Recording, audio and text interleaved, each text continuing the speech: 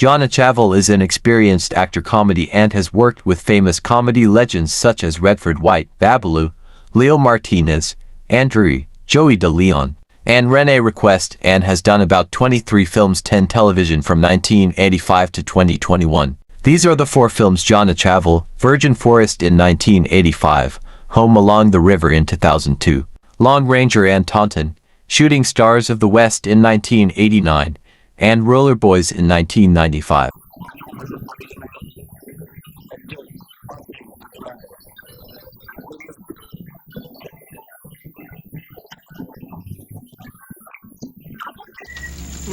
Bakit ganyan ang mga itsura nyo? At ano nangyari sa lakad nyo? Pinugbog po kami. Ayon sa report na to, binibiro lang pala kayo ni Johnny B. Napikon kagad kayo at inaway niyo sila. Nako, anak ko! Dok, yan ang anak ko! Mrs., yun ang ngayon, tingnan natin ang tsura niya after 5 years. Sige, Dok. Andy? Boyong, ano yan? Yan ang sinasabi ko sa iyong perfume ni Boyong. Kanin baboy yan ah! Ano to? Blackmail? Hindi niyo ako pwede blackmail. Bah, binata ako. Dalaga siya. Shota ako siya. Ano ba talagang kasalanan? Nasaan ka ba nung gabing yon? Kung yung iba dyan na mas mabigat pa ang kasalanan, akong bahala sa'yo. Hindi ka makukulong. Dad? Good morning, Iha. O, Pandoy. Magandang umaga po. Kadyo, ba't napadalaw kayo? Ay, hindi. Kukuha lang ho kami ng rasyon ng pagkain ng kabayo sa kwadra. Kumusta naman yung mga kabayo sa kwadra? Okay ba? Mabuti ho. Maganang-magana ho. Yung nagbigay ng mana sa inyo ng $10 million ay si Don Atanasio Gatbugtong.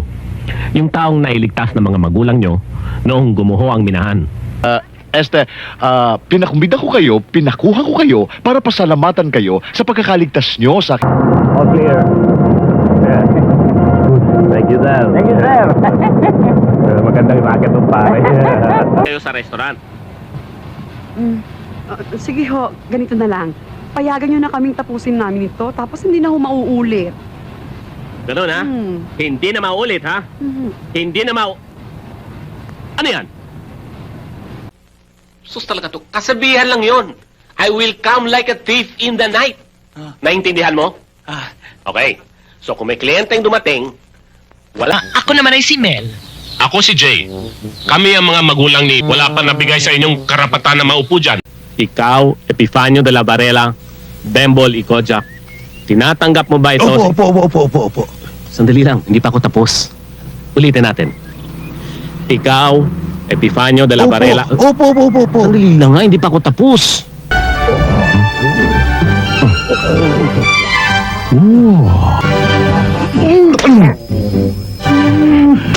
Apparently, pakana ng anak niyo yung... Pardon? Maybe later. Thank you. I'll try one. Now, huwag ka na nga makialam. Eksperto yan eh. Detective James. Detective Bond. Ano naman ang walang kakwenta-kwentang Objection, Your Honor! Sa pananalita ng taga-usig, ay tinitiyak na niya na ang kliyente ko ang may kagagawa ng krimen. I respectfully tell you what, Iha. I'll give you a chance to prove to me na hindi ka lang charming, kundi isang mahusay na salesperson. Hi, Hello. Georgia. Dis oras na ng gabi, Ba't nandito pa kayo sa lugar na to? Kasi ho may humahabol ho sa amin. There are enough grounds for us that my witnesses are not on trial here. Ang advice niya sa akin, lahat ng mga matatandang niyog, putulin na daw para mapalitan ng bagong binhi. Tama naman siya. Niniwala ko sa kanya. Kaya pala ang bait niya, mukhang anghel. Sabi mo magnanakaw kami. Hindi. Sabi ko, baka manakawan kayo. Are you Dr. No? Yes! No. Problema. Kayo ang chip. Sino yung... Punta ka ba dito? Nabuo ang iyong na magiging asawa mo si Bernard. For richer, for poorer, in sickness and in health, till death. Pangatlo ay si Alice Dixon. Pang-apat ay si Charlene Gonzalez. Inay, ako na po ang panglimang Jezebel. Dahil ako ngayon ay isa ng sikat na artista dito sa Maynila. Ibo, at hindi lamang po Jezebel ang aking papel. Magsaya ka. Laya ka na. Umami na yung gumawa na. Eto, release order mo. Your files for the first time in the history of our company, someone has reached maximum sales in once. Ngayon pinabagsak mo na ang negosyo ko. Alam ko sinadya mo naman. Nasa iyo yata, Bert. Panay dos yata yan eh. Ikaw talaga. Oh, madalas din magkakalaro ng mga pare ko ng tennis, si Father Suarez. Nakita ko na down to earth siya. Connected siya sa mga... Ano yun? May problema tayo, boss. Ano problema natin? Yung 3 bugok Problemang malaki na ng kumpanya 3 bugok na yun eh. Di ka problema yun. Problema ko mga... Oh, paano naging problema yung mga babae, boss? Andyan na ba sila? Oo, kasabay kong bumalik Tara. Like your satellite countries in Europe.